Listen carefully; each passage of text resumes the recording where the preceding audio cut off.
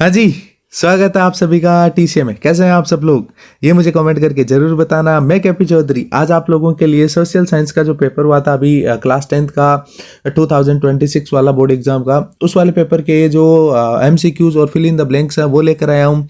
किस तरीके से ये वाले क्वेश्चंस आगे आने वाली एग्जाम्स में आपके काम आएंगे, आप लोगों को इन क्वेश्चंस को किस तरीके से लर्न करना चाहिए और किस तरीके से आगे एग्जाम्स में क्वेश्चन पूछे जाते हैं, तो उनसे रिलेवेंट एक छोटा सा वीडियो है। आप लोगों को जरूर पूरा वीडियो देखना है और एमसीक्यूज में कौन कौन से आंसर है ये भी आप मैच कर लेना। आप लोगों के टोटल मिला के जो 18 क्वेश्चन एमसीक्यू आए थे और जो 6 क्वेश्चन है वो फिल इन द ब्लैंक्स के आए थे, तो 24 क्वेश्चन हो गए। उन 24 क्वेश्चन में से आपके कितने राइट हैं, कितने रॉन्ग हैं, ये मुझे कमेंट करके आप जरूर बताना।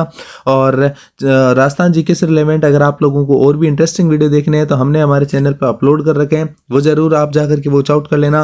लाइक का बटन जरूर दबा दिया करो, प्यारे प्यारे कमेंट्स किया करो और जो हमारा चैनल है उसको सब्सक्राइब कर लो और बेल आइकन है उसको प्रेस कर लो, ताकि जैसे ही कोई नया वीडियो आए या कोई नोटिफिकेशन आए तो आपके पास सबसे पहले पहुंच जाए। तो चलिए स्टार्ट करते हैं वीडियो को। जो सेकेंडरी एग्जामिनेशन है उसमें मैं आज आप लोगों को सोशल साइंस के पेपर के बारे में बताऊंगा। चलिए स्टार्ट करते हैं।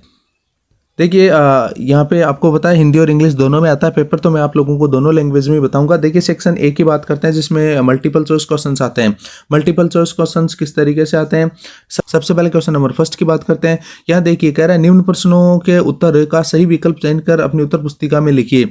इनमें से कौन सा क्वेश्चन सही है उसके बारे में आप लोगों को अपनी आंसर शीट में राइट करना है। क्वेश्चन नंबर फर्स्ट के फर्स्ट नंबर पार्ट की बात करते हैं। कह रहा है यंग इटली नामक भूमिगत संगठन की स्थापना किसने की, यानी वो founded the undergrounded organization called Young Italy. यानी भूमिगत संगठन का मतलब है ये एक छुपा हुआ संगठन बनाया था।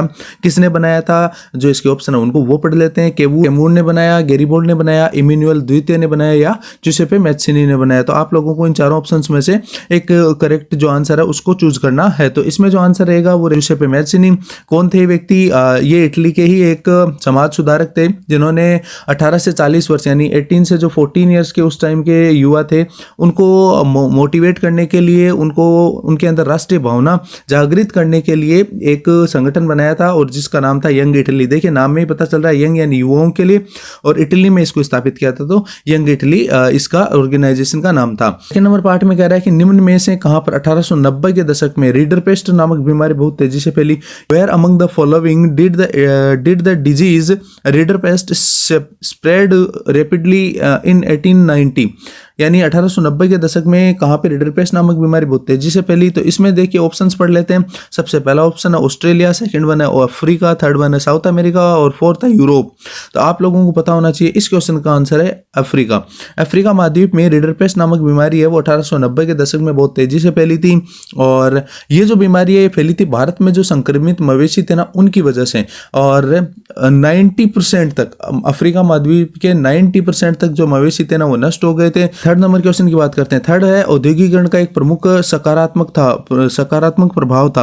यानी औद्योगिकरण बोले तो इंडस्ट्रियलाइजेशन होता है ना, उससे हेड ए मेजर पॉजिटिव इफेक्ट पूछा जा रहा है। यानी इनमें से एक कौन सा मेजर सकारात्मक पूछा है। देखिए बेरोजगारी औद्योगिकरण का सकारात्मक प्रभाव नहीं है, दूसरा देखिए गरीबी भी नहीं है, तीसरा प्रदूषण भी नहीं है, लेकिन चौथा औद्योगिकरण का पूछ रहा है, तो हमें आंसर देना होगा उत्पादन में वृद्धि का, यानी इंक्रीज इन जो अपने पास है प्रोडक्शन। और बड़े पैमाने पर अगर औद्योगिकरण किया जाता है ना तो उसकी वजह से मशीनों के उपयोग से वस्तुओं का उत्पादन सस्ता हो जाता है। यानी जो वस्तुओं का उत्पादन है वो हो जाता है सस्ता और तेज हो जाता है, और साथ ही साथ अपन को क्या हो जाता है, अधिक जल्दी वो चीज़ें सुलभ होने लग जाती है, यानी जल्दी आपको उपलब्ध होनी लग जाती है। तो इस तरीके से इस क्वेश्चन का आंसर रहेगा अपने पास डी ऑप्शन, यानी इंक्रीजिंग इन प्रोडक्शन। ठीक है, आगे बात करते हैं। फोर्थ नंबर क्वेश्चन वैसे भी इंपॉर्टेंट है क्योंकि ये अपने पास इंडियन जो पर्सनैलिटीज है ना, भारतीय व्यक्तित्व, उनमें इंपॉर्टेंट है। निम्न में से कौन पेरियार नाम से भी जाने जाते थे, यानी वो among the following was known as Periyar. कौन ऐसा है जो पेरियार के नाम से भी जाना जाता था। ऑप्शंस पढ़ लेते हैं। EV Ramaswamy Naicker, second one Bhimrao Ambedkar, third one Jyotiba Phule और फोर्थ है गोविंदगिरी। गोविंदगिरी का संबंध है वो राजस्थान से ही है, और आपको पता होना चाहिए गोविंदगिरी वो व्यक्तित्व थे जिनके टाइम 1913 यानी 1913 में जो अपने पास मानगढ़ जगह है बांसवाड़ा में, वहाँ पे एक मानगढ़ हत्याकांड हुआ था। इसके अलावा ज्योतिबा फुले के बारे में भी आप जानते होंगे, ये काफ़ी अच्छे समाज सुधारक थे। उनके नाम पे अभी भी जो गवर्नमेंट है कई योजनाओं को लागू करती है। थर्ड यहाँ पे एक ऑप्शन यहाँ पे भीमराव अंबेडकर है, जो भारत के पहले कानून मंत्री थे, और इसके अलावा इनको जो भारत का संविधान है उनके जनक भी कहा जाता है। और जो फर्स्ट ऑप्शन है उसकी बात कर लेते हैं, ईवी रामास्वामी नायंकर, इन्हीं को ही पेरियार कहा जाता है, और पेरियार कहा जाता है। और रामास्वामी जो नायंकर थे ना, वो तमिलनाडु के प्रमुख समाज सुधारक और राजनीतिक एक नेता थे। तो याद रखना है आप लोगों को। देखिए काफी इंपॉर्टेंट क्वेश्चन है नेक्स्ट वाला।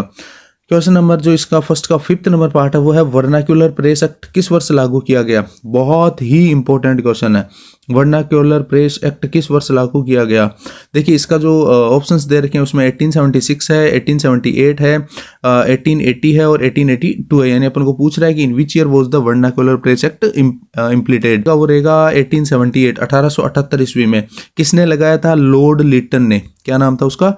लॉर्ड लिटन।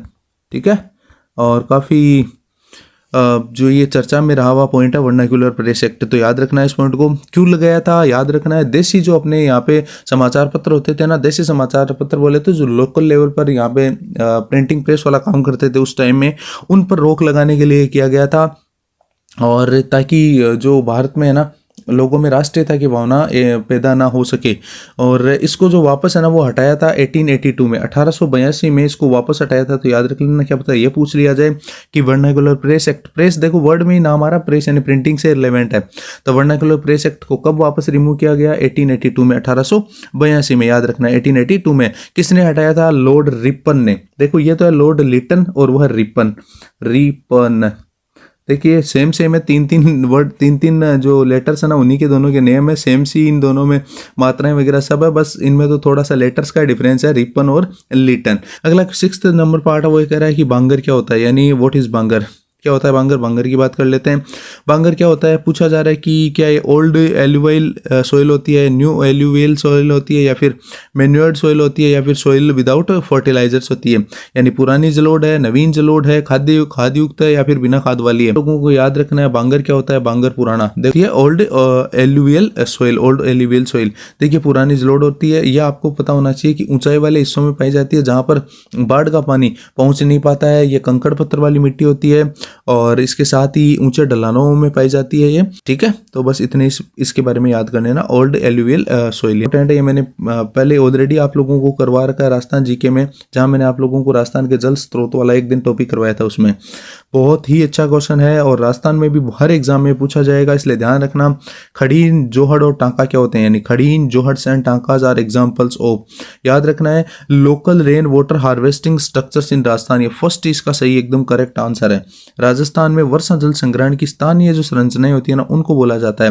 देखो खड़ीन, जोहड़ और टांका, इन तीनों में डिफरेंस भी सुन लो साथ में। खड़ीन का मतलब होता है, आप लोगों को याद रखना है, खड़ीन है ना वो ढलान वाले हिस्सों पर दीवार वगैरह ऐसा कुछ बना करके पानी को एकत्रित करना। दूसरा जोहड़ क्या होता है, जोड़ तो आपने सुना होगा, अपने भी यहाँ वर्ड कई बार यूज किया जाता है कि हम जोड़ में जा रहे हैं। जोहड़ होता है कच्ची मिट्टी से बने हुए जो टैंक होते हैं ना, कच्ची मिट्टी से बनाए गए जो गड्ढे वगैरह, उनमें पानी इकट्ठा करके उसके बाद उनसे फसल वगैरह करना, और जिनको आजकल अपन ये बोल देते हैं कि सरकार जो बनवा रही है ना डैम का सा रूप दे रहे हैं एक। ठीक है, अगला देखिए पॉइंट, जो टांका है, टांका क्या होता है, घर में या फिर खेत में बनाया गया जो एक छोटा टंकी होती है ना, जो जमीन में भूमिगत जो टैंक होता है उसको बोलते हैं टांका। ठीक है, याद होने चाहिए। और ये राजस्थान के काफी फेमस वर्ड है तीनों ही, खड़ीन, जोड़ और टांका, जो जल संग्रहण पद्धतियां होती है। ठीक है, अगले क्वेश्चन की बात करते हैं। चूना पत्थर, सिलिका, जिप्सम में से कौन से है ना ये उद्योग का प्रमुख कच्चा माल, यानी limestone, silica and gypsums are the main raw material of which industry. कौन से इंडस्ट्री की रॉ मटेरियल्स हैं? तो अपन इसका जो आंसर रहेगा ना वो रहेगा सीमेंट उद्योग का, यानी सीमेंट उद्योग का ही ये रॉ मटेरियल है। आपको पता होना चाहिए चूना पत्थर, सिलिका और जिप्सम तीनों ही किसमें काम में आते हैं? अपने सीमेंट उद्योग में काम में आते हैं। क्वेश्चन में जो काफी इंपॉर्टेंट और अच्छा क्वेश्चन है, केंद्रीय लोक निर्माण विभाग, यानी अपने पास जो सेंट्रल पब्लिक वर्क्स डिपार्टमेंट है ना, केंद्रीय CPWD, central public works department, ये फुल फॉर्म भी याद करना। केंद्रीय लोक निर्माण विभाग के क्षेत्राधिकार में कौन कौन से राजमार्ग आते हैं, यानी which highways come under the jurisdiction of the central public works department, इनमें से कौन से आते हैं? क्या नेशनल वाले आते हैं, स्टेट वाले आते हैं, डिस्ट्रिक्ट्स वाले आते हैं, या सुपर हाईवेज आते हैं? तो याद रख लेना है आप लोगों को, CPWD में जो आते हैं वो आते हैं अपने पास नेशनल हाईवेज यानी राष्ट्रीय राजमार्ग। कौन से आते हैं? राष्ट्रीय राजमार्ग। ये मुख्य रूप से आपको पता है CPWD है ना, वो गृह मंत्रालय का एक पार्ट है, और इसमें केंद्रीय इमारतों यानी जो बड़ी इमारतें उनके रख रखाव की और उनको निर्माण का काम करती है।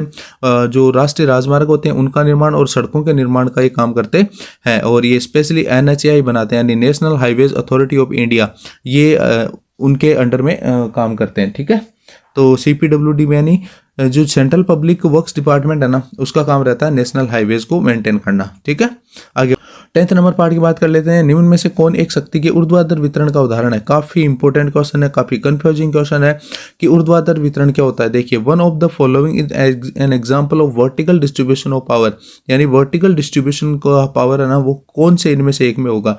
अब मैं आप लोगों को एक चीज बताना चाहता हूँ। देखिए, अगर अपन किसी एक छोटे से टॉपिक से स्टार्ट करें, मैं आप लोगों को ये कहूँ कि मान लो कोई लॉ है, उसको लागू करना है, तो आपको पता होना चाहिए अगर लॉ को लागू करना है ना, तो इन तीनों का यानी एग्जीक्यूटिव का, लेजिस्लेचर का एंड जुडिशरी, इन तीनों का सेम ही वर्क रहेगा। इन तीनों पार्ट्स का क्या सेम वर्क रहेगा कि ये आपस में इस तरीके से कॉम्बिनेशन बना के चलेंगे कि वो लो है ना, किसी भी तरीके से किसी व्यक्ति विशेष को या किसी सोसाइटी विशेष, सोसाइटी जो फेवर है उसमें किसी भी तरीके से, मतलब ये कह सकते हैं कि वो इफेक्टेड नहीं होना चाहिए, कि उसके नेगेटिव इफेक्ट ज़्यादा दिखाई दे रहे हैं। तो इसका मतलब क्या होता है कि एग्जीक्यूटिव, लेजिस्लेचर और जुडिशरी, ये तीनों इस तरीके से काम करते हैं, यानी तीनों इक्वली एक पॉइंट पे काम करेंगे, ना कि इस तरीके से। ठीक है, तो जब ये इस तरीके से काम कर रहे हैं ना, तो ये तो होता है हॉरिजॉन्टल। तो याद रखना है, एग्जीक्यूटिव, जो लेजिस्लेचर और जुडिशरी है ना, वो तीनों क्या होते हैं? हॉरिजॉन्टल डिस्ट्रीब्यूशन होता है पावर का। लेकिन यहाँ पे कम्युनिटी गवर्नमेंट दे रखा है, तो कम्युनिटी जो गवर्नमेंट है ना, वो किस तरीके से काम करता है? वो करने पास काम करती है केंद्र और राज्यों में ऊर्ध्वाधर बंटवारे के रूप में। देखिए, कम्युनिटी गवर्नमेंट किस तरीके से काम करती है? पहले सेंट्रल में गवर्नमेंट होगी, फिर स्टेट्स में गवर्नमेंट होगी, फिर स्टेट्स के नीचे अपन देखें तो अपने लोकल लेवल पर जैसे सरपंच वगैरह होते हैं, तो वो उनका एक ग्रुप होगा। तो ये इस तरीके से काम करता है, तो वो कम्युनिटी गवर्नमेंट का एक एग्जाम्पल है। ठीक है, हाँ जी। 11th नंबर पार्ट की बात करते हैं। पूछा जा रहा है, श्रीलंका स्वतंत्र राष्ट्र बना, यानी Sri Lanka become an independent nation in, ये कब बना? पूछा जा रहा है। 1946 में बना था, 47 में बना था। देखिए, 1947 में तो भारत खुद ही बना था, 1948 और 1949। तो याद रखना है आप लोगों को 4 फरवरी यानी 4 फरवरी 1948। काफ़ी नज़दीकी ऑप्शन दे रखे हैं, इसलिए बच्चा बहुत ज़्यादा कंफ्यूज हो सकता है वहाँ पे, लेकिन फिर भी आप लोगों को बताना चाहूँगा 4 फरवरी 1948 को क्या हुआ? श्रीलंका है ना, वो एक फ्रीडम नेशन के रूप में सामने आया। अधिकारों या अवसरों के मामले में स्त्री और पुरुष की बराबरी मानने वाला व्यक्ति कहलाता है, यानी ए पर्सन वो believes in the equal rights of and opportunities for women and main in is called, यानी एक क्वेश्चन ये कह रहा है कि एक व्यक्ति जो बिलीव रखता है कि इक्वली राइट्स होने चाहिए महिला और पुरुष को, उसको क्या बोलते हैं? उसको बेटा बोलते हैं फेमिनिस्ट, यानी जो नारीवाद की बात करता है ना, उसको बोलते हैं। अवसरों की समानता और लैंगिक समानता की बात करता है, वो कहलाता है फेमिनिस्ट या नारीवाद। करते हैं, कांशीराम ने किस दल का गठन किया था? वेरी वेरी वेरी इंपॉर्टेंट है पॉइंट। मान्यवर कांशीराम जी है, इन्होंने जो पार्टी बनाई थी ना, उसका नाम था बहुजन समाज पार्टी। याद रखना है, इनकी पार्टी का नाम था बहुजन समाज पार्टी, जिसको अपन बोलते हैं बसपा। क्या बोलते हैं? बसपा। याद रखना है, बसपा, बहुजन समाज पार्टी, वहीं से वर्ड हिंदी से उठाया गया बसपा। ठीक है, तो बहुजन समाज पार्टी कब बनाई गई थी? बहुजन समाज पार्टी 1984 में बनाई थी। क्यों बनाई थी, इसके लिए भी ध्यान रख लेना। बहुजन देखो, बहुत जन यानी बहुत सारे अलग अलग टाइप के जन यानी लोगों को शामिल किया था। तो ये पार्टी बनाई गई थी SC ST OBC और अल्पसंख्यक के जो लोग थे ना, उनको थोड़ा सा मंच प्रदान करने के लिए कह सकते हैं, या फिर ये मान लीजिए कि जो ये पार्टी है ना, वो यूपी और बिहार में काफ़ी एक्टिव रही, और वहाँ पे इन्होंने एक पहले काफ़ी सीटें भी जीती थी। लेकिन जब से जो अपने मायावती जी आए हैं, उसके बाद से पार्टी बहुत ज़्यादा डाउन हो गई है। अभी इसने कई जगह तो चुनाव लड़ना ही बंद कर दिया है, और जहाँ लड़ रहे हैं वहाँ पे भी बिल्कुल भी नहीं जीत पा रहे हैं, क्योंकि इसका जो वर्चस्व है ना, वो धीरे धीरे अब ख़त्म सा होता जा रहा है। तो बहुजन समाज पार्टी है, ये बनाई गई थी अपने पास कांशीराम जी के द्वारा 1984 में। ये ईयर याद रख लेना एक बार, फिर आगे पूछा जा सकता है। पार्ट नंबर 14 उसकी बात कर लेते हैं। भारतीय जनता पार्टी ने निम्न में से किसका नेतृत्व किया है? यानी पूछना चाह रहा है कि भारतीय जनता पार्टी है ना, वो किसका एक मिला जुला रूप है? या which of the following is lead by the Bharatiya Janata party, पूछा जा रहा है किसका लीड भारतीय जनता पार्टी द्वारा किया जाता है। यूनाइटेड प्रोग्रेसिव अलायंस का किया जाता है, national democratic alliance, United front और लेफ्ट फ्रंट यानी संयुक्त मोर्चा, वाम मोर्चा, राष्ट्रीय जनतांत्रिक गठबंधन या संयुक्त प्रगतिशील गठबंधन का। तो आपको ये पता होना चाहिए कि देखो यहाँ पे अगर देखा जाए ना तो इन चारों ऑप्शंस में भी और इन चारों ऑप्शंस में भी पढ़ने से बच्चा शायद कम समझ पाए, क्योंकि उसने चुनाव के टाइम ये जरूर सुना होता है कि एनडीए, ये एनडीए बीजेपी सरकार का ये ग्रुप है। तो एनडीए देखिए कहाँ मिल रहा है आपको इन सब में, देखिए रहा एन डी और एन यानी नेशनल डेमोक्रेटिक अलायंस। तो राष्ट्रीय जनतांत्रिक गठबंधन है ना, वो किसका रूप है, भारतीय जनता पार्टी का एक नेतृत्वित रूप है। ठीक है, तो याद रखना था। और आपको पता ही होना चाहिए भारतीय जनता पार्टी अभी यहाँ सत्ता में है और मोदी जी वो इसी पार्टी के उम्मीदवार हैं। अब 3 जो पार्ट है उसकी, निम्न में से कौन सा एक गैर नवीकरणीय संसाधन नहीं है। Which of the following is not a non renewable resource. देखो नॉन रिन्यूएबल रिसोर्स कौन से होते हैं, जिनको अपन वापस रिन्यूएबल नहीं कर सकते हैं, वापस नहीं बना सकते हैं। तो उसमें तो कौन कौन आते हैं नॉन रिन्यूएबल में, पेट्रोल आता है, मिनरल्स आते हैं, कोल आता है, यानी पेट्रोल, कोयला और खनिज। लेकिन यहाँ आप ध्यान ये देना है कि देखिए वर्ड दे रखा है नोट यानी ये बच्चा नहीं देखता है, यानी यहाँ देखिए नहीं दे रखा है, ये वाला ध्यान रखना है। तो नहीं है इनमें से, यानी इनमें से कौन सा नहीं है, तो कौन सा नहीं है, वाटर नहीं है, बाकी तो सब नॉन रिन्यूएबल ही है। ठीक है, तो ये नहीं है, ये क्या है, ये रिन्यूएबल है। अब रिन्यूएबल में और कौन आते हैं, जैसे अपने पास और अगर बात करें तो अपन जो सोलर प्लेट वाला आता है यानी जो सौर ऊर्जा वो आती है, विंड यानी जो पवन ऊर्जा वो आती है, और इसके अलावा अपन देखें ना तो जियो थर्मल वाली जो हीट आती है ना वो आती है, बायोमास आता है इसके। ठीक है, और इसके अलावा वाटर तो आता ही है। सर वाटर को किस तरीके से कर सकते हैं, तो इसको हाइड्रो इलेक्ट्रिक जो प्लांट्स होते हैं ना उनके माध्यम से जो वाटर उसका कंस्ट्रक्शन या निर्माण या फिर इसको बनाया जा सकता है, यानी इसकी प्रोसेसिंग की जा सकती है। ठीक है, 16 नंबर पार्ट की बात कर लेते हैं। भारत में साख का सबसे बड़ा स्रोत क्या है, यानी the largest source of credit in India, यानी उधार देने का सबसे बड़ा तरीका क्या है। तो यहाँ अपने मनी लेंडर्स होते हैं, क्या होते हैं, मनी लेंडर्स, जिनको अपन साहूकार बोलते हैं। ठीक है, तो ये तो काफी इजी क्वेश्चन है। सरकार तो आपको डायरेक्ट बहुत बड़ा अमाउंट देगी नहीं, जमींदारों के पास इतना होता नहीं है, लेकिन जो साहूकार होते हैं उनके पास होता है। रिश्तेदार और मित्र भी एक तरीका है, लेकिन ये छोटा रूप है। आगे बात करते हैं।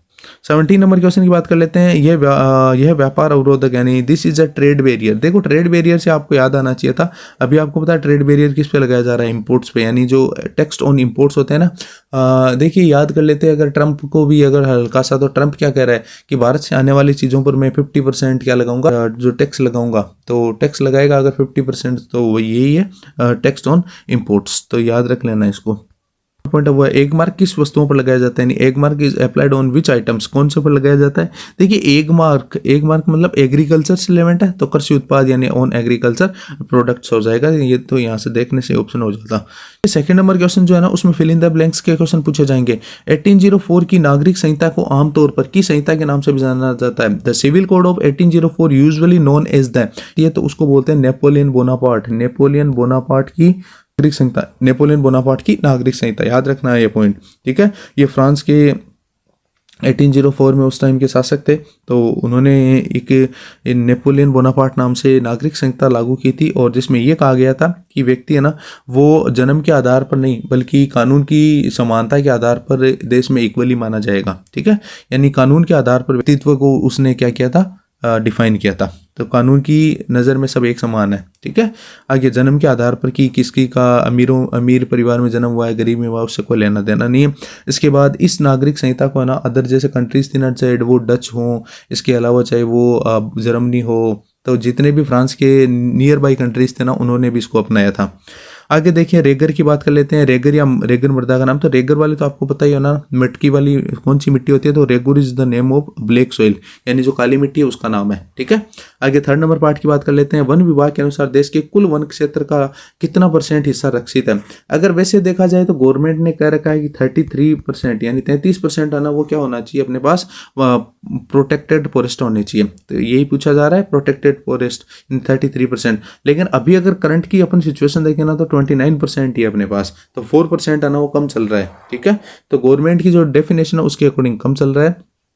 और सबसे ज़्यादा जो अपने पास वन और फॉरेस्टर्स होते हैं ना वो उधर मेघालय में और मणिपुर में, मेघालय में और उधर जो असम है उस वाले रीजन में, बीच में अगर देखें तो एमपी में सर्वाधिक वन है। ठीक है, इस तरीके से पॉइंट आप याद कर लेना। आगे देखते हैं। उनको नेक्स्ट क्वेश्चन में पूछा गया है बेल्जियम की राजधानी क्या है, the name of the capital of Belgium, Belgium ये ब्रुसेल्स याद होना चाहिए और ये कैपिटल है अपने पास, बेल्जियम की जो कैपिटल वो है ब्रुसेल्स। ठीक है, नेक्स्ट क्वेश्चन की बात करते हैं। रेलवे तथा डाकघर क्षेत्र के उदाहरण है, तो रेलवेज और post office in as an example of sector, कौन से सेक्टर के हैं, तो ये पब्लिक सेक्टर के हैं। कौन से सेक्टर के हैं, देखिए पब्लिक सेक्टर के हैं। वैसे एक बच्चा क्वेश्चन जो है ना वो कंफ्यूज भी हो सकता है कि ये सर्विस सेक्टर के भी हो सकते हैं, यानी सेवा क्षेत्र के भी हो सकते हैं, लेकिन इनको पब्लिक सेक्टर में ही रखा गया है। रेलवे और पोस्ट ऑफिस है ना, उनको पब्लिक सेक्टर में ही रखा गया है। प्रौद्योगिकी में तीव्र उन्नति की वह मुख्य कारक है जिसने की प्रक्रिया को उत्प्रेरित किया, तो ये कह रहा है कि rapid improvements in technology has been the major factor of that stimulated the process, यानी प्रौद्योगिकी में जो तीव्र उन्नति है ना उसने किसको जन्म दिया, ये कहना चाह रहा है ग्लोबलाइजेशन को। ठीक है, याद रख लेना, ग्लोबलाइजेशन यानी वैश्वीकरण को इसने क्या दिया था, प्रक्रिया को उत्प्रेरित किया था। ग्लोबलाइजेशन आपको पता ही होना चाहिए, जो इंडिया में है ना LPG, तो LPG 1991 में PV नरसिम्हा राव है ना उस सरकार लेकर आई थी, यानी अदर जो दूसरी दुनिया की जो कंपनियां थी ना उनको बिना यहाँ पे टैक्स के और बिना किसी लाइसेंस के काम करने का अलाउ किया था, और उसके बाद पूरा इंडिया में इकोनॉमिकली चेंज आ गए थे। तो ये पॉइंट याद रखना है। आप लोगों को अब बता दिया है कि किस तरीके से क्लास 10th के फिल इन द ब्लैंक्स और MCQs क्वेश्चन आए थे, उनको मैं आपके कितने राइट रॉन्ग है आप आराम से मैच कर लेना। ठीक है, इससे पहले भी मैंने एक वीडियो बनाया था जिसमें इंपॉर्टेंट 20 क्वेश्चन जो हर एग्जाम में पूछे जाते हैं इंडियन कॉन्स्टिट्यूशन से रिलेवेंट, वो भी एक मैंने वीडियो अपलोड किया है, वो भी आप जरूर जाकर के चेकआउट कर लेना। और आप लोग इसी तरीके से TCA के साथ बने रहिए, अपना प्यार सपोर्ट और सहयोग बनाए रखिए। मिलते हैं नेक्स्ट वीडियो में, चलिए तब तक के लिए thank you all of you.